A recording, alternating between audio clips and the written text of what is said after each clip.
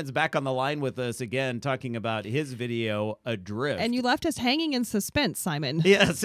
I know. I'm sorry. Like there must have been a mistake in Skype, I guess. That's okay. So, Simon, we're just curious, what gave you the idea? How did this all come to be? Yeah, so I released a previous video called The Unseen Sea about 3 years prior to Adrift. And I on one of those hikes, like I just kind of stumbled, I was hiking around in the Marin Headlands just north of the Golden Gate Bridge, and I just kind of stumbled upon like a scene where like low fog was going underneath the Golden Gate Bridge, and I was like, oh man, this is so beautiful. And it was kind of like there where I decided I want to do a short film that's just kind of focusing on like this phenomenon. Is your specialty doing what do you call it? Fast motion, like time altered, time lapse, like time lapse. Mm-hmm. It's really just kind of like a hobby. It's not my full-time job. It's just kind of like a really fun thing to do. Like it gets you like to go outside and go hiking. And if you don't really capture anything, the worst thing that can happen that you just had like a beautiful hike outside. That's a really good point. That's what we try to encourage our listeners to do, things exactly like what you did here. And for a hobby, I got to say you do it better than most professionals. Thanks. So, Simon, for this video that's about 4 or 5 minutes long, how much time did you spend? Because obviously you've sped up a lot of what we're watching. How much time did you spend collecting all these images? It's kind of hard to guess. Like I did a lot of trips out there. It's just kind of like with normal photography. Maybe like if you get lucky, maybe like 1 in 10 shots is actually turning out to be good. So like if you count all the trips, I would say it's like in I don't know, maybe hundreds of hours, something like that. Okay. It took quite a while. Like it took over like 2.5 years to collect all the footage. Wow. Oh, this is a 2.5-year venture boiled down into 5 minutes. Yeah, but right? I mean, that doesn't mean that it was like full time or anything like that. Right. Sometimes like there's months on when there's no fog actually, so you just don't really do anything. Yeah. Like this time of year. So September, October, November probably weren't great months for you. Yeah.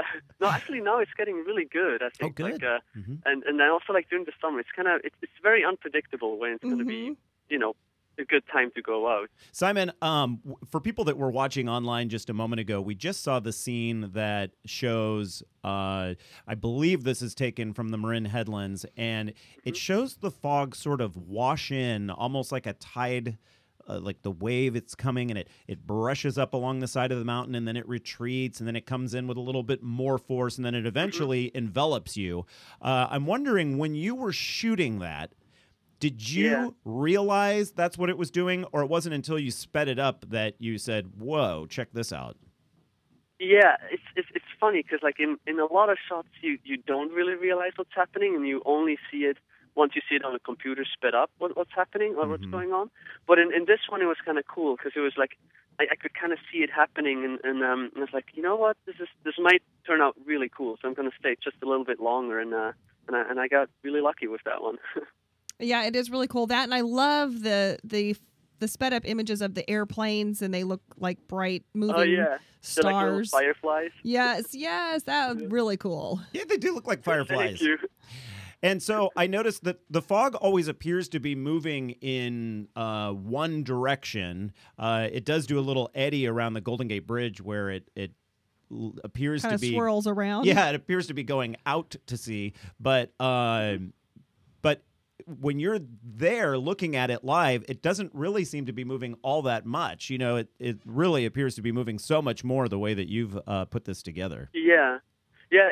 Like sometimes it's weird. Like one morning when I was out there, like when I got there first thing, like the fog was kind of moving into the bay, but then by the time I left, it was moving out of the bay, and I didn't really realize that at the time that morning. But when I sped it up, you can clearly see the moment where it kind of starts shifting directions. I was like, wow, that's really cool. Like it must be some, it's really all just fluid dynamics, and the temperature must have changed, and that's what happened. And I didn't realize it at the time. Well, it is really beautiful, and obviously, 1 million or so people agree with you, at least. You've gotten some thumbs up. You got a thumbs up from Vimeo, which is a web hosting site much like YouTube. It's probably like the number 2 to YouTube, and that's pretty impressive for the Vimeo people to say, "Hey, check this video out."